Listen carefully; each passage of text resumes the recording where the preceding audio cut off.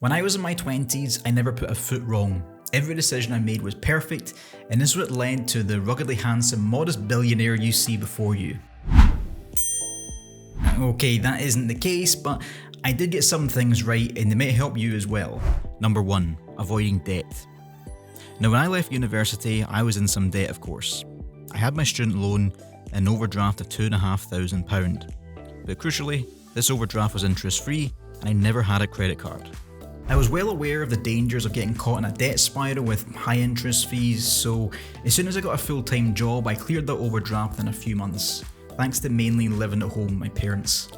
I remember starting my first full-time job in about October, and by February I got back to zero, which was a great feeling. This was because I was disciplined to live within my means. I never got anything I couldn't afford, and would only ever pay things off over time if I could do so without interest. Otherwise, avoid debt as best you can, and certainly don't do it just to get a PS5. Number 2. Get an education.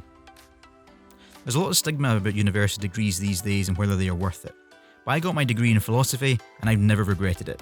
I mean, the world always needs more philosophy graduates, right? Now, I know this is hardly the most vocational degree in the world, but it has genuinely helped me get jobs, develop my critical thinking in ways that I never even realised at the time, and helped me get multiple promotions in my career.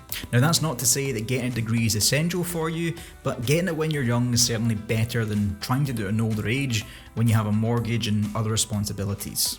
One caveat is that living in Scotland, the higher education system here isn't the same debt trap that it is in other countries. So I appreciate you may need to think more carefully about this and not fall into debt like I mentioned previously. Number 3. Not burning bridges. When you've worked in terrible jobs, or worse, with terrible people, then it can be easy to go out in a blaze of glory when you finally secure a better job elsewhere. Yes, it's tempting to tell Karen what you really think of her and the photographs of her ugly children on her desk as you swagger out on your last day, but you never know what the future might bring. I always left jobs on good terms, even with the worst bosses I ever had.